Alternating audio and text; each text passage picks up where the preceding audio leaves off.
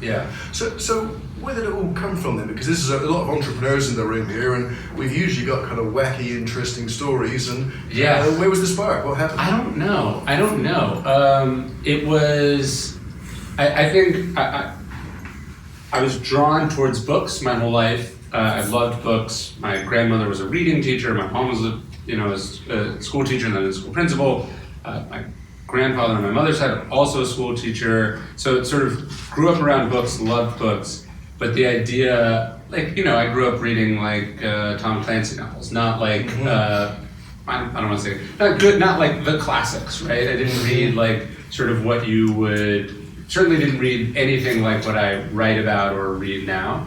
So just sort of an ordinary, sort of blue-collar child. And then I went to college in Southern California, and I started writing for the college newspaper. Yeah. And that was my sort of first when I was interviewing people for that's when I was sort of first being exposed to, one, that these people that I read about or either in the paper or, was reading their books, were like real people, and that this was a job, that this was a profession, just like my parents had professions. That had sort of never really occurred to me. Yeah.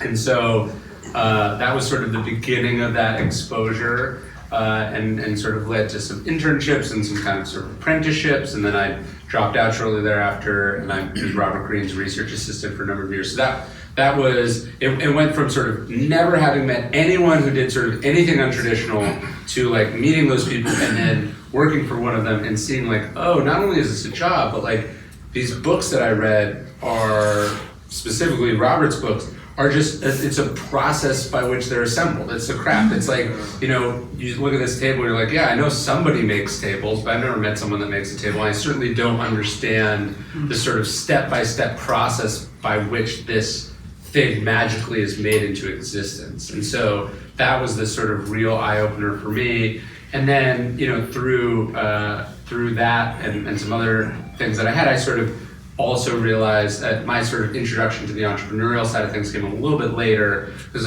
oh, these people also work for themselves. They have to, they sort of eat what they kill.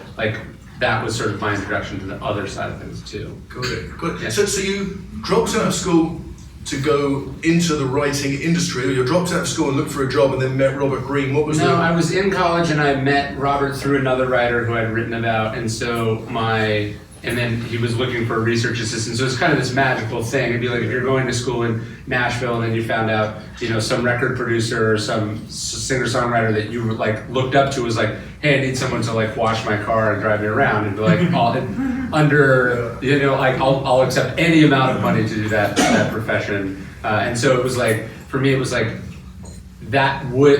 having decided sort of that I wanted to go towards writing, it was if I had that opportunity at the end of college, I would have considered college a success. So I'm not going to stay for 2 more years to hopefully get something as good as this. And it wasn't by no means an easy decision, but it was sort of oh, this is my chance to learn how this sort of thing works.